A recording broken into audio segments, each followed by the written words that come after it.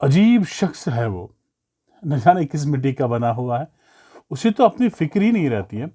सुबह का सूरज तुलू होते ही, चाहे ठिठुरती सर्दी हो या झुलसा देने वाली धूप, वो सुबह का सूरज तुलू होते ही घर से निकलता है, और जब शाम को सूरज गुरूब होता है, घर पहुंचता है, तो उसका चेहरा थकान से चूर चूर होता है। नुमायां आसार होते हैं थकान के उसके चेहरे पे, लेकिन फिर भी उसको अपनी फिक्र ही नहीं।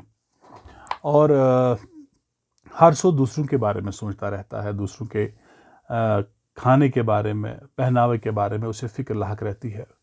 उसने काफ़ी वक्त से अपने लिए कोई जोड़ा भी नहीं लाया है, कपड़े भी नए नहीं लाए हैं। जूते पे जब नज़र जाती है तो जूता भी वही पुराना, 2 साल पहले जो लिया था। लेकिन वो हर ईद पे ना कपड़ों का जोड़ा लाने के लिए बेताब रहता है, अपने लिए नहीं, किसी और के लिए। और हर सू से यही फिक्र रहती है कि वो दूसरों के लिए जो है अच्छे खाने का इंतज़ाम करे, अच्छे कपड़ों का इंतज़ाम करे, उन्हें आला तालीम दे। ऐसा मलंग आपने देखा होगा, बिल्कुल आपने देखा होगा। ये मलंग कोई और नहीं होता है, हमारे पापा होते हैं, आपके पापा, हमारे पापा है। वो भी तो हर मौसम में घर से निकलते हैं ना, उन्हें भी कब फिक्र होती है अपने पहनावे की, अपने खाने की। वो तो कभी कभार भूखे ही रहते हैं ना, दिन भर काम करते रहते हैं, और शाम को जब लौटते हैं तो वो झूठी हंसी मुंह पे लाते हैं, लबों पे लाते हैं, और अपनी फैमिली को खुश करते हैं। वो तो हर ईद पे ना अपने आप को भूल कर हमारे लिए कपड़ों का जोड़ा लाने के लिए बेताब रहते हैं। वो तो कई बार खुद भूखे रहे होंगे ना काम के सिलसिले में। वो तो हर रोज़ धूप को निकलते हैं ना, ठिठुरती सर्दी हो या धूप, हर रोज़ तो घर से निकलते हैं ना। और शाम को फिर जब थकान से चूर चूर होकर घर लौटते हैं, फिर भी कोई मलाल नहीं। फिर भी जब अपने बच्चों पे नज़र डालते हैं तो सारी थकान भूल के वो ना अपने बच्चों के लिए वो फिक्रमंद रहते हैं हर सो। ये इनका एक दिन की रूटीन नहीं है, ये ज़िंदगी भर की रूटीन होती है।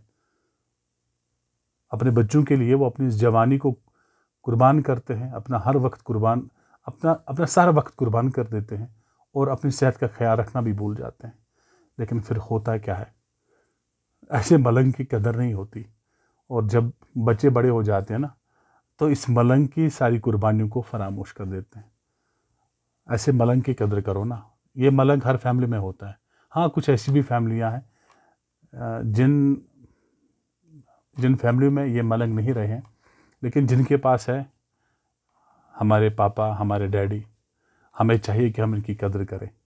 जब ये बुज़ुर्ग होते हैं ना, इनको हमारे पैसों की ज़रूरत नहीं होती है, बस मीठे अल्फाज की ज़रूरत होती है। ये बुढ़ापे तक, क्या यूँ भी कहे मरते दम तक, अपने बच्चों के साथ ना वही शफ़क़त रखते हैं। लेकिन शफ़क़त अगर तब्दील होती है तो वो बच्चों की होती है। जब बड़े हो जाते हैं तो बाप को ये कहते हैं कि अब डैडी सठिया गया है, बूढ़ा हो गया है, अब इसकी सोच बरकरार नहीं रही, अब हम ही शायद इससे बेहतर सोच सकते हैं। लेकिन वो गलत है दोस्तों। हमें चाहिए कि हम इस मलंग का एहतराम करें और इस मलंग की कुर्बानी को याद करें। बस मीठे अल्फाज बोलते रहे इस मलंग के साथ, तभी जाके हम जब खुद मलंग बनेंगे ना, इस ओहदे पे पहुँचेंगे, इस दौर में पहुँचेंगे, तब जाके फिर वो जिनके लिए हम कुर्बानियाँ देंगे ना, हमें इज़्ज़त देंगे। अल्लाह हाफ़िज़।